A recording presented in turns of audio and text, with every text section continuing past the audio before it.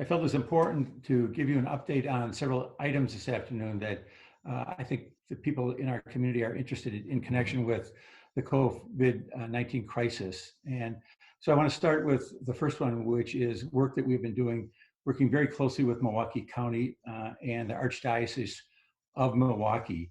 The issue that we're trying to deal with here is the issue of people with unstable housing right now. Homeless people who are perhaps older, homeless people who might be at risk of catching this disease. And with a lot of congestion in some of our housing shelters, the issue is, what do we do to make sure that these individuals are safe? And what do we do to make sure that they don't infect other people? Fortunately, we've had individuals and institutions that have stepped up to help Milwaukee County, the city of Milwaukee, St. Francis, which has been a strong partner in this as well, to help us deal with this important issue. Specifically, I'm referring to the Archdiocese of Milwaukee, St. Francis de Sales Seminary, which has a location that straddles the Milwaukee-St. Francis border. And on this piece of property, there is a convent that had been occupied through January of this year. But starting in January of this year, this convent has no longer been occupied. So the Archdiocese reached out to our City of Milwaukee Health Department. Our City of Milwaukee Health Department made the connection with them. They, along with the county, went and toured not only this facility, but the Cousins facility to see if either of these facilities would be appropriate to be a house so that individuals, again, older individuals primarily, people who are susceptible to getting COVID-19 or are symptomatic, would have a place for themselves to be safe and to make sure that they were separated from other people so that they would have the social isolation that they need. This location, again, St. Clair's Hall, turns out to be a very good, solid location. So working with the Wisconsin National Guard, working with the Milwaukee County Housing Division, working with our Community Development Block Grant Office, along with our Health Department, we have been able to work very, very closely, and we're just ironing out the final details, which with the Archdiocese right now that would allow us to have essentially two wings, one for people who are susceptible and one for people who are symptomatic. This would allow us, again, to provide them with safety and to provide the social isolation that's necessary for our community. And the reason that this is a good site, and I don't know how many people have been to this site, is to the east of it is Lake Michigan. There are not many homes in this area, and it will allow us to work very, very closely in a collaborative effort. So I want to give a huge shout out to County Executive Abley and his staff. I want to give a huge shout out. Our health department, our community development block grant office has spent literally hundreds of hours over the last few days preparing this site. In addition, we have gotten donations from the United Way. We've gotten donations from a number of local hotels, and Steve Mahan, who I think may be joining us on this call, can go through those hotels that have stepped forward. So let me stop there and turn it over to Steve to talk a little bit about what he has done and how closely he's worked with the county and the state to make this a reality. Steve? Thank you, Mayor. This has really been a collaborative effort throughout the county. We sincerely want to just back up to what Mayor Tom Baird said, thanking the city of St. Francis for being so open to making this happen. And the Archdiocese, of course. But this has been a very large collaborative effort from the city and the county. Also, the city of Milwaukee and Milwaukee County Continuum of Care of Shelter Network that has been very active. The donations received to date have been very gracious, from the Plaza Hotel in the city of Milwaukee, the Ingleside Hotel in Pewaukee, Homewood Suites, and a number of Marriott hotels have provided linens, multiple linens, a lot of disposable goods such as paper goods. And the Milwaukee Continuum of Care has also stepped up to make sure that this site is fortified with everything it needs to be sustainable moving forward. And we're very thankful.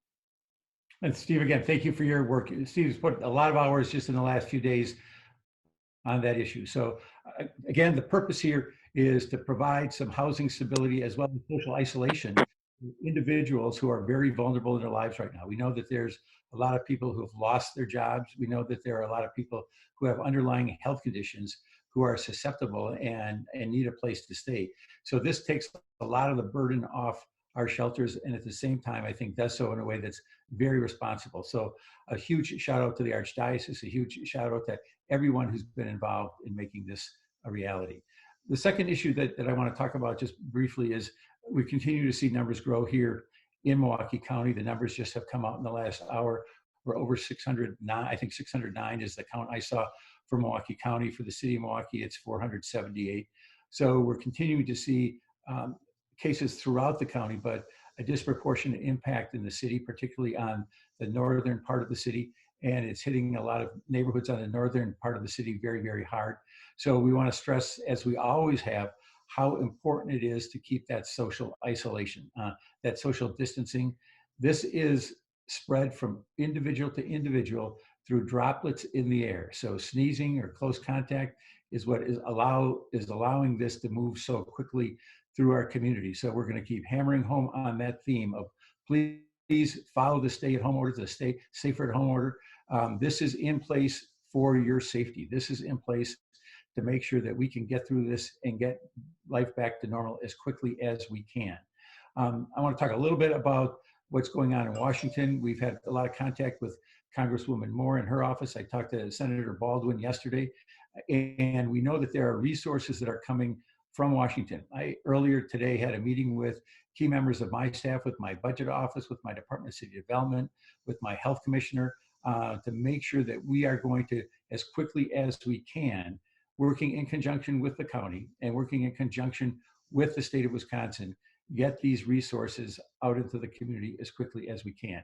And we know that there are two pressing areas right off the bat that we have to deal with. The first, of course, is the healthcare one, which is by far the biggest immediate concern that we have right now, to do everything we can to stem the spreading of this disease.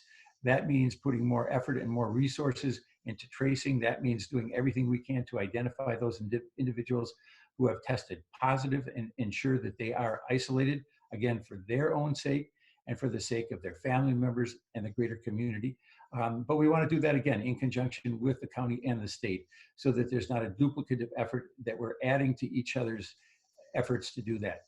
In addition to the money that's going to come through the main bill, there's going to be a significant amount of money that's going to come to Milwaukee through the Community Development Block Grant Office. And again, Steve Mahan, who is on the phone with us or on the screen just minutes ago, is a person who is involved there. We know housing needs are going to be very, very important. And that's something that we are working to make sure that people don't lose their housing. Of course, the moratorium is now in place against evictions and foreclosures. I think that that's a solid step in the near term, because we don't want people to lose their homes during this period.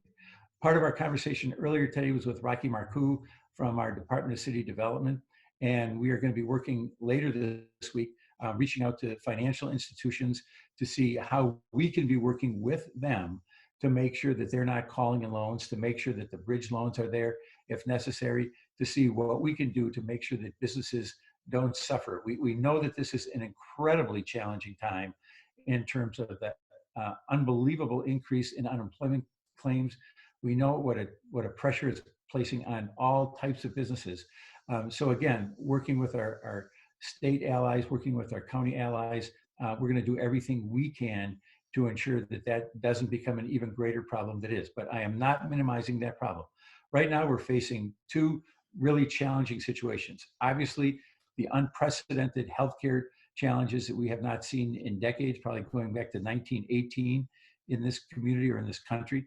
And in addition to that, the economic hardships that are being caused as well. The final issue that I want to touch on is the issue of voting. As you may recall, we've had challenges this week as the number of people who have in the past very, very, very reliable poll workers have literally at times, sometimes dozens by the hour, dropped out of coming back to us. And this includes our chief inspectors. The chief inspectors are the individuals, when you walk in to vote, those are the people that are running the site. And we've lost a high number of chief inspectors who don't feel that it would be safe for them to work. That has caused us a huge, huge, huge problem. And that is why I contacted the legislative leaders, why I contacted the governor to say that I felt that we needed to have this election be a voting by mail election, that the balloting should be done by mail. I was very, very pleased to see Governor Evers is taking a leadership role in recognizing the difficulty that we face here. But I want to put this in a context.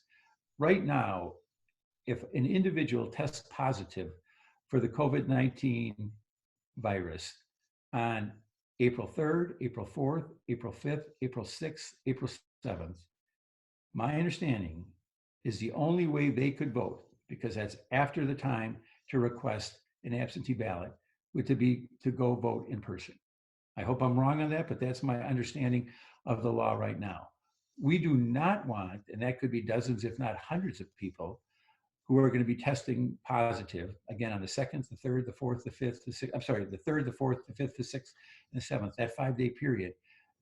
We don't, for their own sake, and for the sake of the poll workers, and for the sake of other voters, we don't want them to have to go vote in the polls.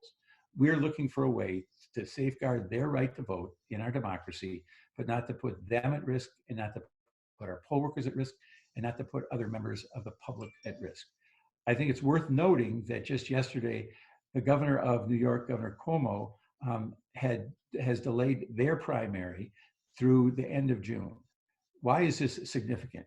This is significant because his decision actually puts his primary after the date for which delegates for the Democratic convention are chosen. In other words, he is willing to give up his political clout for his state, in part because of this health crisis. I'm trying to look and have my staff look right now, but I don't know that there is any other state other than Wisconsin. And this is something I invite all of you to look at and help me figure this out. I don't know that there's any other state in the next month or month and a half that is planning on having in-person voting on election day. I think state after state after state has recognized just what a serious public health challenge it would be to have in-person voting on election day during the next month. And that's why, I appreciate the governor's leadership on this. That's why I'm calling on the state legislators to look at the leadership that we've seen in virtually every other state, Democratic and Republican, to act on this matter.